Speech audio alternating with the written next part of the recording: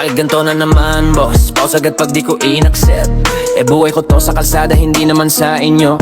Gusto ko lang yung biyahe ng ligtas, di yung baha hanggang tuhod, di yung pick up ng layo tapos talo pa sa gas. Kapag gabi alam nyo ng delikado, dapat tanggalin na yan. Pero bakit ganun kayo pa rin na nasusunod sa rules na inembento nyo? Gusto namin trabaho lang, di kami nagtatago. Pero bakit pag nag-iimik kami tabapag para may kasalanan? Hindi kami robot, may utak, may takot, may pamilya kaming uwian. Hindi kami makina, nasasaktan din kami kahit lagi kaming nakangiti. Nasaan ang kalayaan namin sa kalsada? Kung bawat skip namin pause agad ang gantimpala. Paano kami makakaiwas sa talo na biyahe? Traffic ba delikado, kami pa rin ang may sisi sa huli. Gusto lang namin mamili ng biyahe na safe, hindi yung kami pa kayo ng kabig habang kami ang nagpapasok. Kalayaan sana, hindi kapalit ng kita.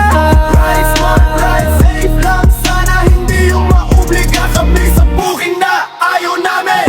Pag umulan, sino bang tunay na nasa peligro?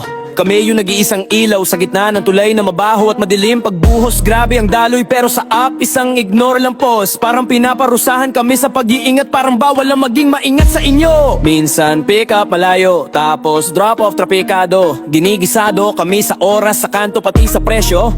Kami yung bida sa kali pero kontrabida. Pag pumala, gusto nila tanggap lang ng tanggap. Walang reklamo, walang aray. Pati kami takot sa biyahe, takot kami sa hadiging talo. Hindi kami takot sa ulan, takot kami sa pag-uwi ng luhahan. Kulang ang gasolina kapag puro pause ang mangyayari.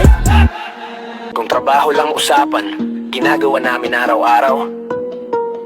Kung sakripisyo lang kami na yata ang hari niyan. Pero kung kalayaan ang hingin namin, bakit parang bawal? Bakit parang kasalanan ng maging ligtas? Bakit parang kasalanan ng hindi magpatalo?